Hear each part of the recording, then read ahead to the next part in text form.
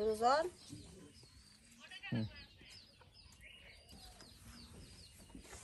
একটা আধা কেজি।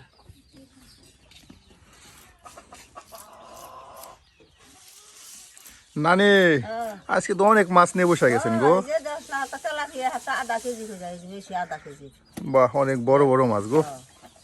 বড় বড় যে সরবুটি এটা বাজা দিমু তোর নানারে। তোর নানা এটা বাজা দিলে না, এটা খাবো, খাওয়াতেন না।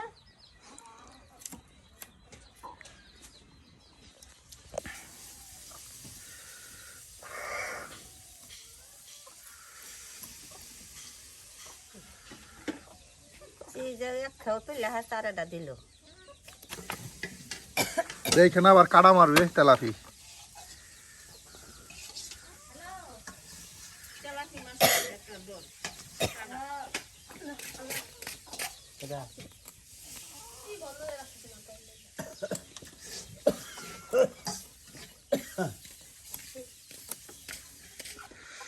শীত আসতে না আসতেই বেশ কুয়াশা পড়ে গেছে। হ্যাঁ, আর কুয়াশার চাদরে রাখা সকাল। আর এই সকালে কিন্তু নানি মাছ কাটতেছে, আর নানির সাথে কিন্তু নানা বসে রয়েছে, নানির মাছ কাটা দেখতেছে।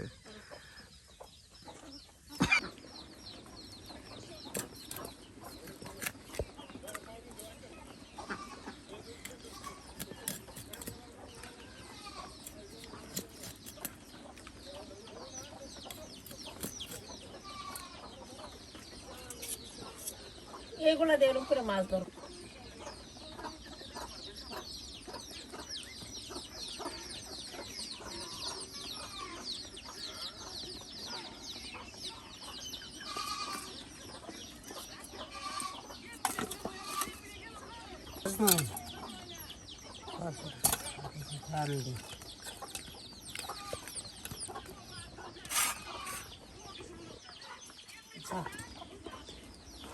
বাহ, সিদ্ধ করা আলু একদম পরিষ্কার করে খোসা ছাড়িয়ে রেখে দেওয়া হচ্ছে। আর এদিকে মাছ কিন্তু কেটে বেছে রেখে দেওয়া হয়েছে। এই আলু আর মাছ একসাথে কিন্তু দিয়ে ঝুল তরকারি রান্না করা হবে। হ্যাঁ, ঝুল তরকারি রান্না করা হবে। এর জন্যই কিন্তু এই তেলাপিয়া মাছের ঝুল। দেখুন, সিদ্ধ করা আলু একদম আঠালো আঠালো করে কিন্তু প্রিয় ভিউয়ার্স মজাদার এই ঝুল তরকারি রান্না করা হবে। আর অন্যদিকে আপনার মাছ ভাজি হচ্ছে, আর বাইরে কিন্তু বৃষ্টি হচ্ছে। বাইরে শীত আসার ফলে কিন্তু এরপরেও কিন্তু বৃষ্টি হচ্ছে, বাইরে যথেষ্ট বৃষ্টি। আর বৃষ্টির মধ্যে কিন্তু আমরা রান্না করে বসে বসে রান্না করতেছি।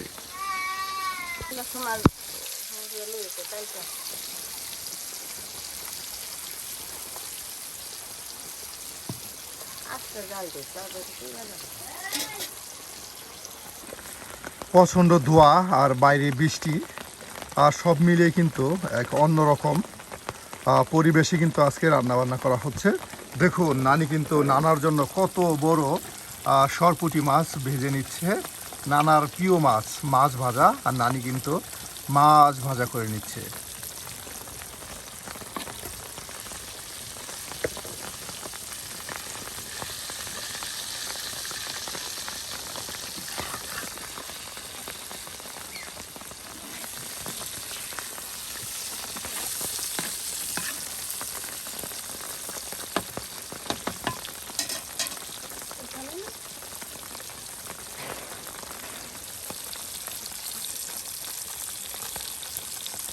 একদিকে মাছ ভাজা করা হচ্ছে, আর অন্যদিকে কিন্তু এই যে আলুগুলো পরিষ্কার করে নেওয়া হচ্ছে, আলু খোসা ছাড়িয়ে নেওয়া হচ্ছে। তেলাপিয়া মাছ দিয়ে কিন্তু মজাদার ঝুল তরকারি রান্না করা হবে টক দিয়ে। হ্যাঁ, টক দিয়ে ঝুল তরকারি।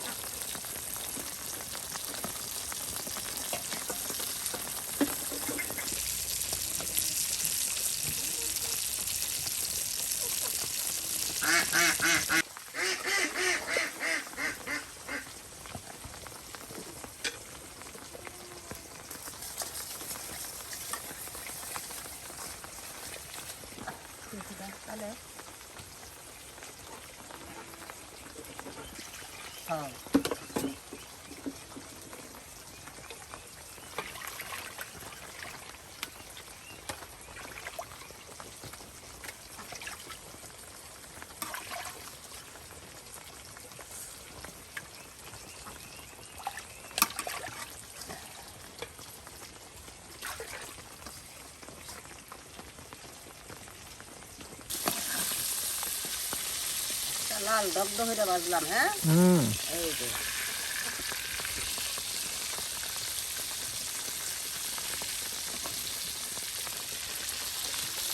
জাল দিলে মাছটা ভাজা যাবে। বাহ, কত সুন্দর হয়েছে একদম। হ্যাঁ, লাল আর জাল দেখুন কত সুন্দর মাছ ভাজা করে নেওয়া হচ্ছে।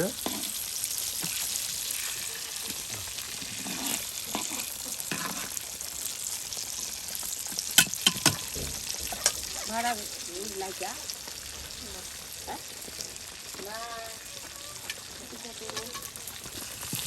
হয়ে গেছে না রে? আর এই যে মাছ ভাজা কিন্তু হয়ে গেল, আর এখন এটা নামানো হবে।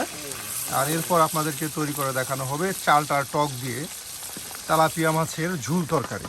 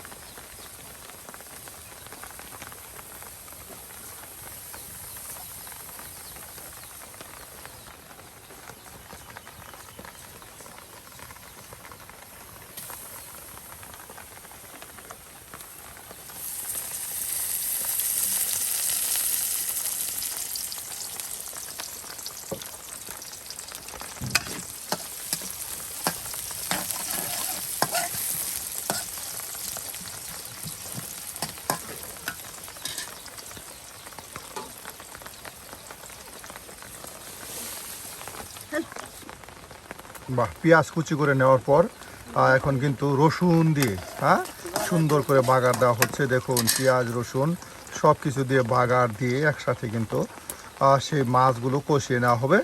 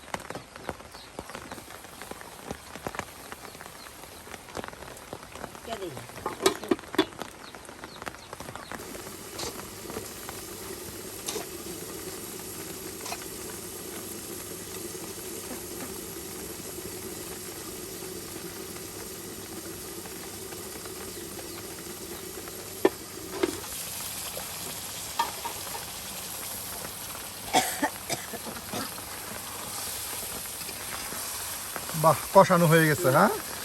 হ্যাঁ, একদম মশলার সাথে মাছগুলো সুন্দর করে কিন্তু মাছের টুকরাগুলো কষিয়ে নেওয়া হলো। আর এখন আলুগুলো দিয়ে দেওয়া হবে। হ্যাঁ,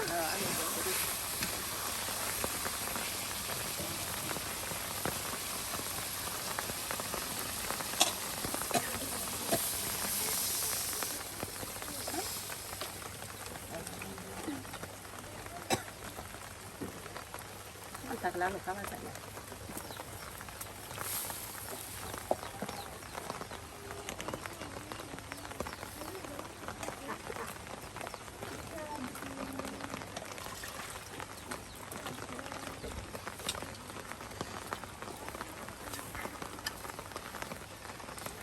বাহ, মাছগুলো কষিয়ে নেওয়ার পর এখন সেই সিদ্ধ করা আলুগুলো দিয়ে দেওয়া হলো।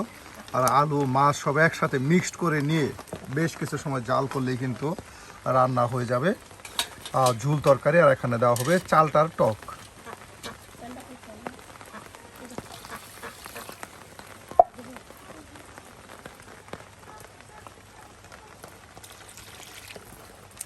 ডেকে দিই। এই যে ও মার হৌরিয়া নয়। বাহ, কত বড় চালটা! হ্যাঁ, হ্যাঁ এই যে চালটা কিন্তু কেটে নেওয়া হচ্ছে, চালটা টক সেই ঝুল তরকারিতে দেওয়ার জন্য।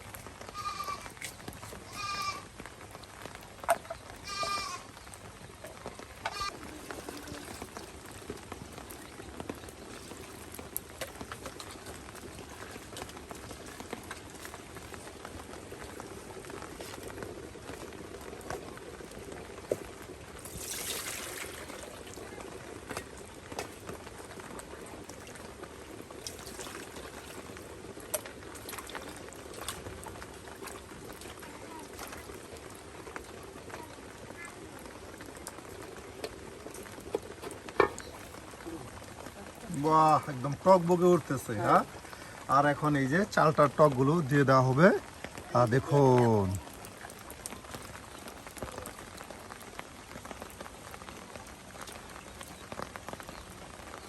বাহ, চালটার টকগুলো দিয়ে দেওয়া হলো। আর এখন উলট পালট করে নেওয়া হচ্ছে। আর তৈরি হয়ে যাবে মজাদার চালটার টক দিয়ে তেলাপিয়া মাছের ঝুল তরকারি। বৃষ্টির দিনে নানির হাতে মজাদার চালটার টক দিয়ে তেলাপিয়া মাছের ঝোল, তার সাথে সরপুঁটি মাছের ভাজা। বাহ, এ যেন গরম ভাতের সাথে খাওয়ার মজাই আছে। আজকে নানির হাতের এই রেসিপিগুলো আপনাদের কাছে কেমন হয়েছে তা কিন্তু অবশ্যই কমেন্টে জানাতে ভুলবেন না। আর আমরা রোদ বৃষ্টি শীত সবসময় কিন্তু প্রতিদিন আপনাদেরকে নতুন নতুন রাঁধুনির মজার মজার রান্না দেখানোর চেষ্টা করি। বৃষ্টি থাকলেও রান্ধি, রোদ থাকলেও রান্ধি, সব সময় রান্না বান্না করি আমরা। যাহাই।